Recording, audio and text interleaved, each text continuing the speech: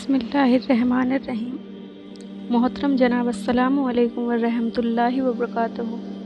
اس video میں ہم بات کرتے ہیں بدر کی لڑائی واقعے کی، جو کہ اس طرح ہے۔ ابو سفیان نے مسلمانوں کے آنے کی خبر سن کر جمجم بن عمرو کو اس لیے مکہ بھیجا تھا تاکہ وہ اس کی مدد کے لیے آ جائیں۔ جمجم نے مکہ میں آ کر ابو سفیان کا پیغام مکہ والوں تک پہنچا دیا۔ فوراً کفار قریش نے مجلس شورا بلائی۔ چونکہ قریش کی خوشحالی اور قوت کا راز شام ملک سے تجارت ہی میں تھا اور مسلمانوں کے حملے میں اس تجارت کے بند ہو جانے کا ڈر تھا، اس لیے مجلس شورا نے طے کر دیا کہ فوراً ابو سفیان کی مدد اور مسلمانوں کے مقابلے کے لیے ایک شاندار فوج تیار کی جائے۔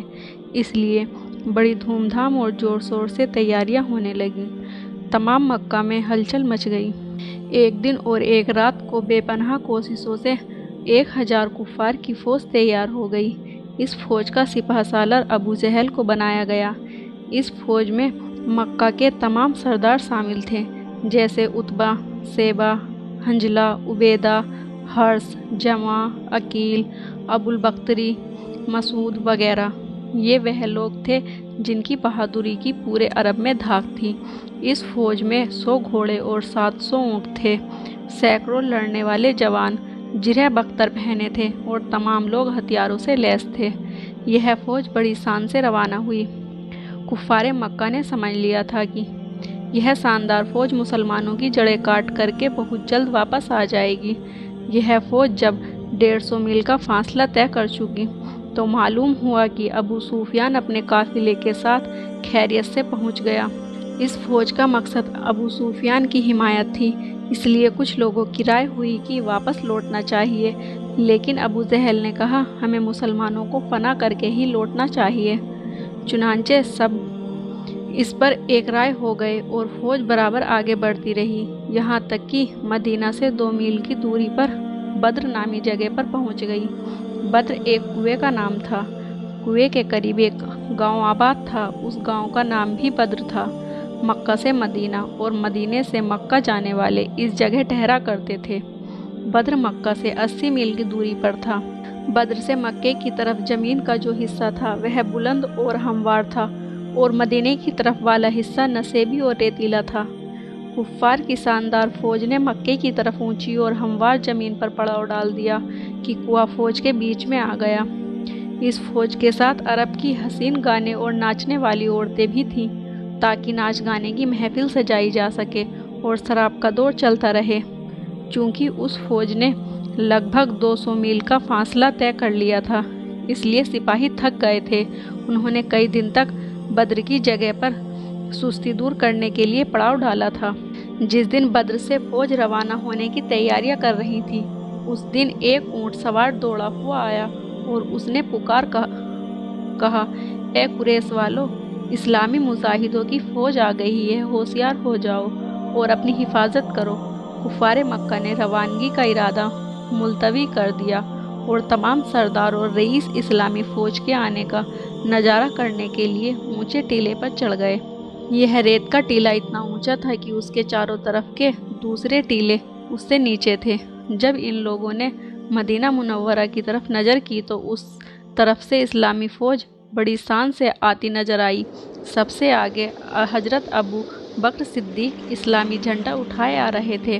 جھنڈا بڑی شان سے ہوا میں لہرا رہا تھا۔ اسلامی فوج کچھ دوری پر آ کر رک گئی اور بدر کے نیچے اور ریتیلے حصے میں پڑاؤ ڈالا۔ بدر میں صرف ایک کنواں تھا اور اس کنویں پر کفار مکہ کا قبضہ ہو گیا تھا۔ سب سے پہلے مسلمانوں کو پانی کی کمی محسوس ہوئی۔ حضور صلی اللہ علیہ وسلم نے فرمایا، تیمم کر کے نماز پڑھ لو اور خلوص دل کے ساتھ رحمت کی بارش کی دعا کرو۔ تمام مسلمانوں نے تیمم کر کے نماز پڑھی اور سچے دل سے گڑ گڑا کر دعا مانگی۔ رحمت خدا بندی کو جوش آیا، دعا مقبول ہوئی اور ظہر کے بعد ہی سے ہلکی ہلکی بدلیاں اٹھ کر فضا میں تیرنے لگیں۔ عصر کے وقت تمام بدلیاں مل کر گھٹا بن گئیں، ٹھنڈی ہوا چلنے لگی۔ حضور صلی اللہ علیہ وسلم نے مسلمانوں کو ایک صاف ستھرے نصیبی جگہ پر ایک بڑا تالاب کھودنے کا حکم دیا۔ تمام مسلمان تالاب کھودنے میں لگ گئے۔ تھوڑی ہی دیر میں تالاب تیار ہو گیا۔ तालाब तैयार होते ही वर्षा शुरू हो गई। वर्षा इतनी हुई कि तालाब पूरी तरह भर गया। यह वर्षा ईसा तक हुई। मुसलमानों ने ईसा की नमाज खेमे में ही पढ़ी, वर्षा का पानी पिया और खुदा की रहमत व मेहरबानी का शुक्रिया अदा करके सो रहे। सुबह जब वे उठे तो आसमान साफ था, बादल का कहीं निशान न था।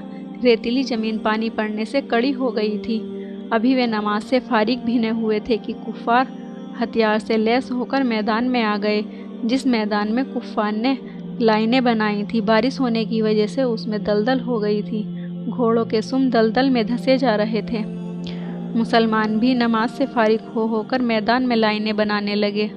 हुजूर सल्लल्लाहु अलैहि वसल्लम नमाज पढ़कर खेमे के अंदर तशरीफ़ ले गए और सजदे में सर रखकर अल्लाह के हुजूर दुआ करने लगे। ए पैदा करने वाले, ए पालनहार, मुसलमान सिर्फ तेरे भरोसे पर तेरे हुक्म के मुताबिक घरों से निकलकर लड़ाई के मैदान में आए हैं। अल्लाह, तुझे पूजने वाले, तेरा नाम लेने वाले, तेरे नाम पर मर मिटने वाले तादाद में कम और ताकत में कमज़ोर हैं। ए खुदा, यह पहली लड़ाई है। इस लड़ाई में मुसलमानों को हराकर शर्मिंदा न करना। ए कुदरत वाले, इज्जत और बड़ाई तेरे हाथ में है। ए अल्लाह, तू गरीब बेचारे मुसलमानों को जिता, उनकी हिमायत कर। परवरदिगार, मुसलमानों को सिर्फ तेरा सहारा है, तुझसे उम्मीद है, तू उन्हें मायूस न करना। अल्लाह, अगर तूने इस छोटी सी जमात को हलाक कर दिया तो ज़मीन पर तेरी इबादत करने वाला कोई बाकी न रहेगा। हुजूर सल्लल्लाहु अलैहि वसल्लम सजदे में पड़े हुए रो रो कर दुआ मांग रहे थे। दुआ मांगने से आपको कुछ तस्कीन हो गई, आप पर ऊंध छा गई। कुछ देर बाद आँख खुली, आप उठे और मुस्कुराते हुए खेमे से बाहर निकले। मुसलमान आपके आने का इंतज़ार कर रहे थे। आपको आते देख उन्होंने अल्लाहु अकबर का ज़ोरदार नारा लगाया। आप धीरे धीरे चलकर निहायत इत्मीनान से इस्लामी फ़ौज में पहुँचे। आपने फरमाया, मुसलमानों, जीत मुबारक हो। खुदा का हुक्म नाजिल हो गया कि कुफ़ार हार कर भागेंगे और मुसलमान जीत जाएंगे। आपका यह इरशाद सुनकर मुसलमानों को बड़ी खुशी हुई। हुजूर सल्लल्लाहु अलैहि वसल्लम ने जीत की खुशखबरी उस वक्त सुनाई थी जबकि अभी लड़ाई शुरू न हुई थी। मुसलमान कुफ़ार के मुकाबले में तादाद के लिहाज से तिहाई थे और हथियारों के लिहाज से 100 में से एक हिस्सा भी न थे। कुफ़ार तमाम जिरापोश, जवान, मजबूत, तजुर्बेकार और लड़ने वाले थे और हथियारों से लैस थे, और मुसलमान फाका ज़दा, कमज़ोर, बीमार और बेसर व सामान थे। जिरहपोश भी न थी, मामूली हथियार भी सबके पास पूरे न थे। मुसलमानों और कुफ़ार का मुकाबला किसी भी तरह बराबर का न था। इस हालत में भी जीत की खुशखबरी एक अजीब व गरीब बात थी। हुजूर सल्लल्लाहु अलैहि वसल्लम ने लड़ाई के मैदान में आकर सबसे पहले सफ़े दुरुस्त की। जब सफ़े ठीक हो गई तो हुजूर सल्लल्लाहु अलैहि वसल्लम ने फरमाया, मुसलमानों, तुम लड़ाई में शुरुआत न करना, कुफ़ार की ज़्यादा तादाद से न घबराना। खुदा ने तुम्हारी मदद का वादा कर लिया है, इसलिए तुम्हारी जीत होगी। दोनों फ़ौजें आमने सामने आकर खड़ी हो गईं। दोनों झंडे हवा में लहरा रहे थे। थोड़ी देर बाद फ़ौजें कुफ़ार में से 3 तजुर्बेकार जवान मैदान में सामने निकल कर आए। इन तीनों में उतबा और शैबा 2 भाई थे और तीसरा वलीद था। तीनों बड़े बहादुर, जोशीले और लड़ने वाले थे। तीनों ने है कोई मुकाबले का नारा बुलंद किया। इन तीनों का मुकाबला करने के लिए इस्लामी फ़ौज में से अंसार के 3 जवान निकले। इनमें से औफ़े मुअज़्ज़ब 2 सगे भाई थे और तीसरे अब्दुल्ला बिन रिबाह थे। जब ये तीनों कुफ़ार के सामने खड़े हुए तो उतबा ने उनसे पूछा, तुम कौन हो? हम अंसार हैं। हजरत औफ़ ने जवाब दिया, हमको तुमसे लड़ने की ज़रूरत नहीं। उतबा ने बुरा सा मुँह बनाकर और घमंड में चूर होकर कहा, ए मोहम्मद, हमारे मुकाबले के लिए हमारी कौम के लोगों को भेजो। हुजूर सल्लल्लाहु अलैहि वसल्लम ने हज़रत हमजा, हज़रत उबैदा और हज़रत अली रज़ी अल्लाहु अन्हु की तरफ इशारा किया। आज के लिए बस इतना ही। अगली वीडियो में हम हाजिर होंगे बद्र की लड़ाई के बाकी हिस्से को लेकर। तब तक के लिए अल्लाह हाफ़िज़।